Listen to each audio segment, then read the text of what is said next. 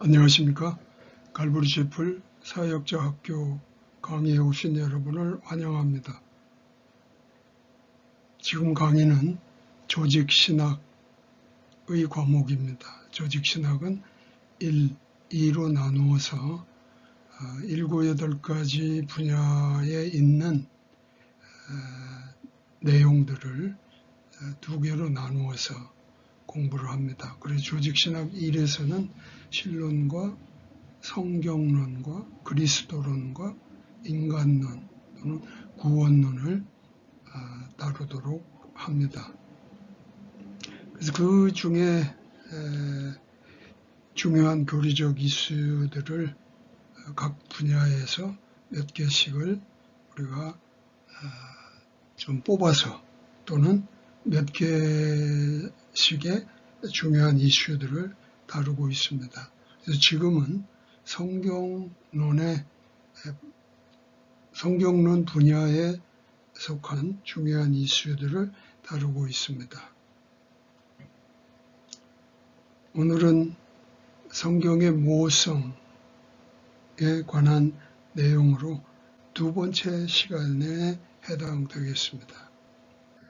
우리 지난 시간에 모성의 정의라든지 특별히 모성의 성경의 기초는 무엇인가 하는 것을 공부했습니다. 오늘은 그 2번째 시간으로서 성경의 모성의 명백한 증거들이 성경에 존재하고 있다. 그러니까 성경의 그 진술 내용들 또는 그 저자들의 그 저작 행위 이런 것들을 우리가 좀 넓게 살펴보면서 성경의 모성을 좀 더 명확하게 하고자 하는 그런 내용이 되겠습니다. 내용으로서는 크게 2가지를 다뤄보겠습니다. 하나는 언어상의 논점을 감안해야 된다. 즉 성경의 이 모성이라고 말하는 데에는 언어상의 논점을 감안하는 것이 중요하다.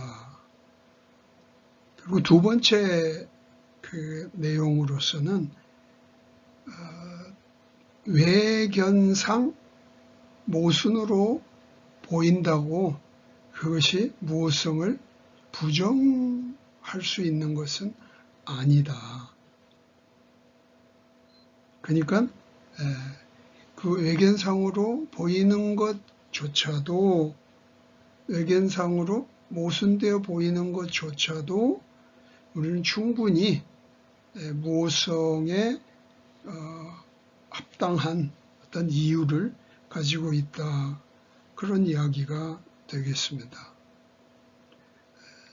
왜냐하면 지금 성경의 모성을 다루는 기본 틀은 원문 성경입니다. 즉 하나님의 감동으로 저자들이 기록한 그 원래의 필사본 또는 원래의 사본 또는 원래의 원문에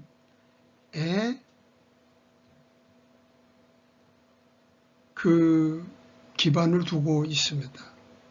다시 말하면 좀 쉬운 말로 말하면 성경의 무호성을 지금의 우리 성경, 내가 지금 보고 있는 성경은 오랜 세월 동안에 그 성경이 전래 또는 전수되어 오는 동안에 많은 과정을 거쳐서 지금 내 손에 내가 보는 성경이 있습니다.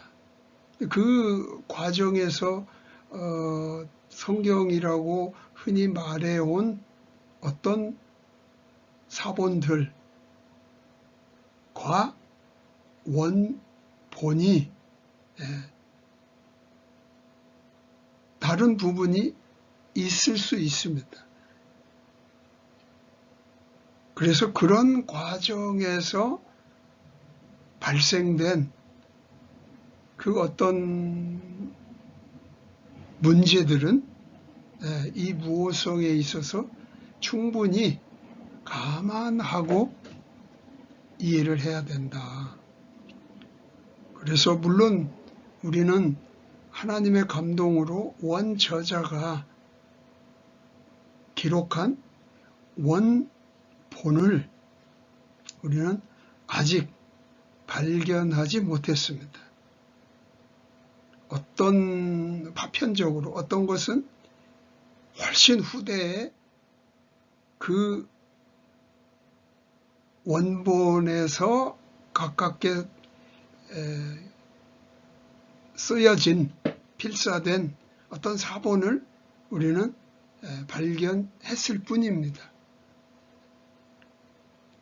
그래서 아직도 가능성이 있는 것은 역사가 진행되면서 그런 발견들은 계속 발생될 수 있는 그런 가능성이 있기 때문에 현재로서의 우리가 발견된 어떤 사본에 근거하든지 아니면 더 원래적인 원본에 근거한 어떤 성경의 무호성을 우리는 따지고 있는 겁니다. 성경의 무호성이라는 거기에 맞춰져 있다 하는 것을 말씀드리고 오늘 무호성의 좀 더 광범위한 그러한 설명을 통해서 명백함을 좀 얘기해 보려고 하는 겁니다. 말씀드린 것처럼 그 중에 첫 번째는 언어상의 논점을 우리는 감안해야 됩니다. 한 4가지 정도의 또 내용을 좀 달리하면서 살펴볼 것인데요. 그 첫 번째는 비유. 이때 비유라고 하는 건 수식 또는 수사 뭐 이런 용어로도 동일한 거라고 말할 수 있습니다. 비유적인 언어가 이 성경에는 있다 하는 것입니다. 비유적인 언어라는 것은 문자적인 언어와 비교되는 것입니다. 성경이 문자적인 언어냐 비유적인 언어냐 이렇게 언어를 나누어 말할 수 있습니다. 그러면 그 성경이 비유적인 언어를 쓸 수 있냐? 성경은 완전 축자 영감설에 의하면 문자적으로 보는 것이 맞는데 과연 성경이 비유적인 언어를 쓰고 있는 것이 과연 이 무호성과 어떤 연관을 가지고 도움이 되느냐 이런 것들을 좀 따져본다고 할 수 있습니다. 한 5가지의 포인트를 말할 수 있을 것 같습니다. 문자적인 언어와 문자적 언어와 비유적 언어의 구분이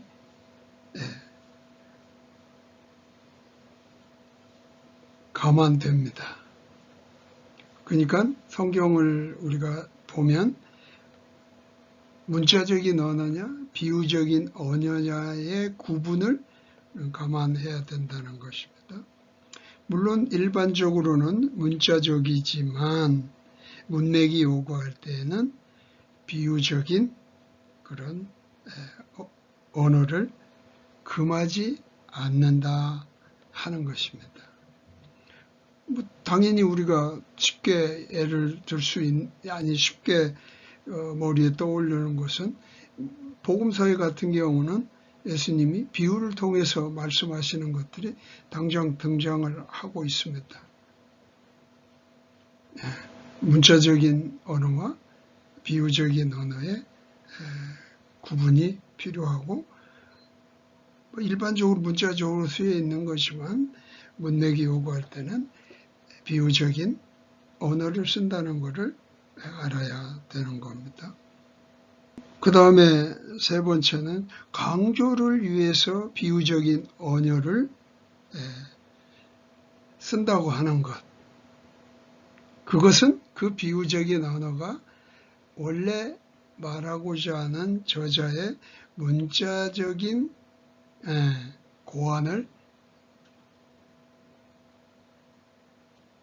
대신하여 사용하는 겁니다. 이게 문자적으로 깊이 생각한 어떤 것을 비유적인 언어로 표현한다는 거죠.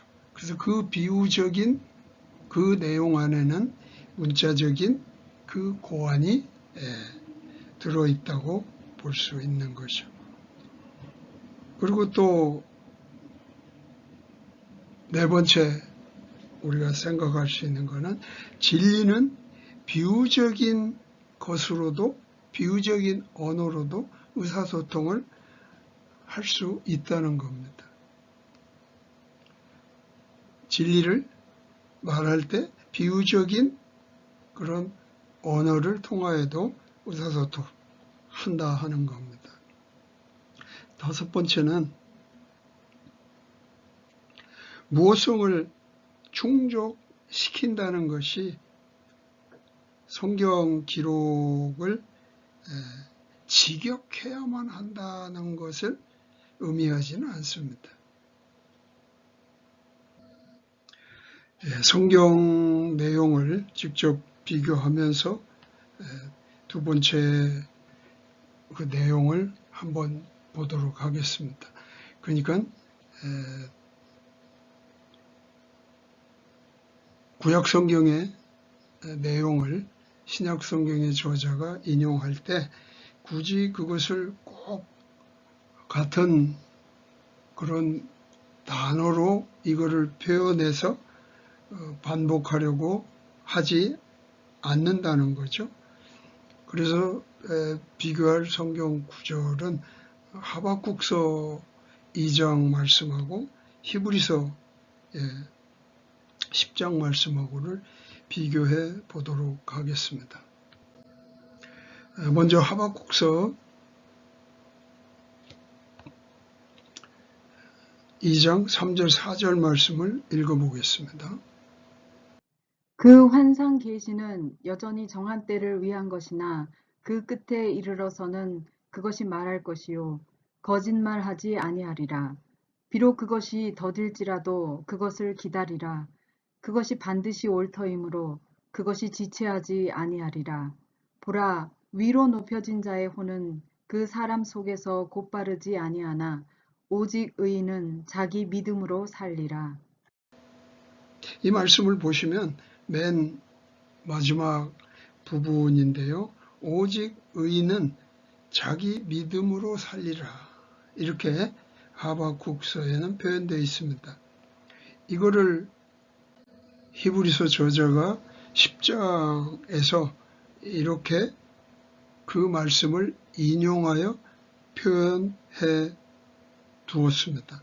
그것은 이제 의인은 믿음으로 살리라 해서 특별히 자기 믿음으로 살리라 하는 하박국서의 말씀을 히브리서에서는 그냥 믿음으로 살리라 이렇게 표현을 한 것이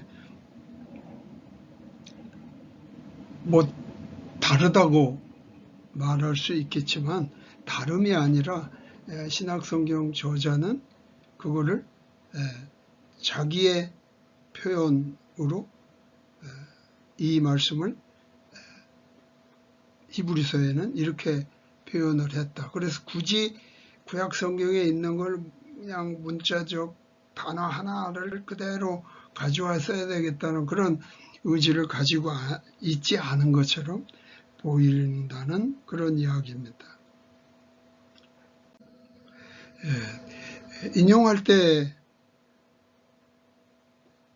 그 의역하는 부분의 내용의 세 번째는 이런 말이 되겠습니다. 신약 성경의 저자는 단지 구약 성경의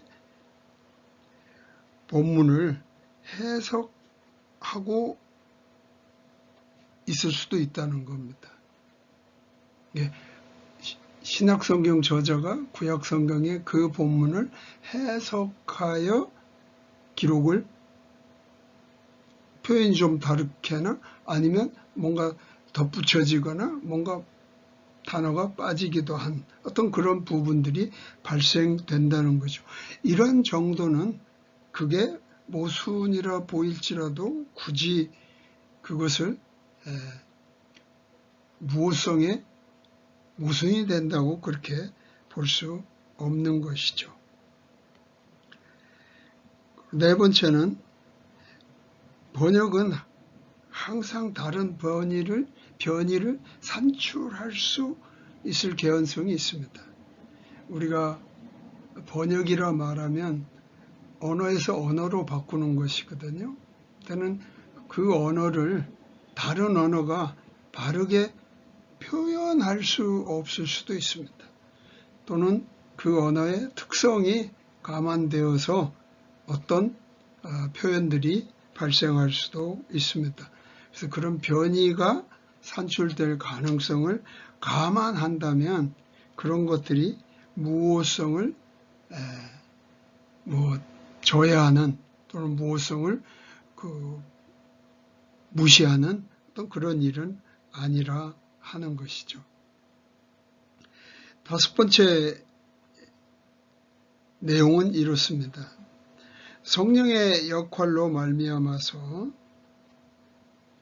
책의 저자가 자유로이 자신의 말을 기록해 낼 수 있습니다. 성령의 사역으로 말미암아서 성령이 그 역할을 함으로써 그런 일을 하는 것이기 때문에 여기에는 서로 그런 다름이 발견된다 하더라도 그것은 모순이라고 말할 수는 없다는 거죠. 다시 말하면 또 한 가지 예를 들어서 설명할 수 있는 내용이 있습니다. 마태복음에서 예수님이 말씀한 27장의 말씀의 내용을 우리가 한 예로 들을 건데 이 말씀은 사실 구약 성경의 어떤 한 부분에서 인용된 것이라기보다는 두 군데의 서로 다른 책에서 묶어진 것으로 마태복음 27장에는 언급이 되고 있습니다. 그래서 먼저 마태복음의 말씀을 한번 읽고 이것이 두 군데에서 합해져서 이 말씀이 인용되었다는 이게 그 말씀들을 인용해 썼다고 하는 것을 우리가 좀 이해할 수가 있습니다. 왜냐하면 여기에서 모순처럼 보이는 하나의 그 내용이 뭐냐면 예수님이 마태복음에 기록했던 그 대언자의 이름과 실제 그 대언의 내용이 소개된 책의 저자는 좀 다른 것이라고 여겨지기 때문입니다. 그러나 그거는 그렇게 그 자체가 모순되어 무호성을 해칠 만한 건 아니다 하는 것을 말씀드리려고 하는 겁니다. 마태복음 27장 9절로 10절 말씀입니다. 이거는 잘 아시는 것처럼 가룟 유다가 예수님을 배반하여 예수님을 빌라도에게 넘겨주는 그런 일을 통해서 죄책감을 느껴서 그 유다가 자기가 돈을 받고 예수님을 팔아넘긴 것을 후회해서 그 돈을 다시 내던지는 그런 일이 있은 것을 예수님이 지금 대언의 말씀이 성취된 것으로 소개하고 있습니다. 이에 대언자 예레미야를 통하여 말씀하신 것이 성취되니라. 일러스되 그들이 값을 매긴 자의 가격 곧 이스라엘 자손에 속한 자들이 값을 매긴 자의 가격인 은 30개를 취하여 주께서 내게 정하신 바와 같이 그것들을 토기장이의 밭값으로 주었도다 하였느니라. 여기의 핵심은 예레미야가 말씀한 그 대언의 말씀이라는 것을 예수님은 소개했고, 그 다음에 이스라엘 자손에 속한이라는 이 내용이 분명하게 밝혀져 있고, 은 30개를 던졌다. 뭐 이런 내용이 핵심적인 거라고 말할 수 있죠. 근데 이게 어느 구약 성경의 어느 한 대목을 인용해서 표현하신 것이 아니라 두 군데의 내용을 합하여야 이러한 말씀이 되는 이런 내용인 것을 알게 됩니다. 그래서 그 하나는 스가랴서 11장 12, 13절의 말씀이고, 다른 하나는 예레미야서 32장 6절에서 9절의 말씀이 이 그 마태복음에 인용된 것에 적합하게 지금 해당되고 있는 것입니다. 그래서 이 스가랴서와 예레미야서를 같이 한번 읽어보면 예수님이 이 대언자로 예레미야를 언급한 것을 충분히 이해할 수가 있을 것입니다. 스가랴서 먼저 읽고 그 다음에 예레미야서를 읽도록 하겠습니다.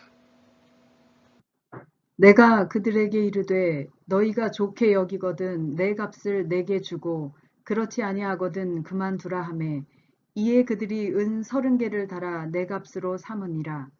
또 주께서 내게 이르시되 그것 즉 그들이 나를 평가하여 매긴 그 상당한 값을 토기장이에게 던지라 하시기에 내가 그 은 30개를 취해 주의 집에서 토기장이에게 던지고 또 예레미야가 이르기를 주의 말씀이 내게 임하였느니라. 이르시되 보라 내 숙부 살룸의 아들 하나멜이 내게 와서 이르기를 너를 위해 아나돗에 있는 내 밭을 사라.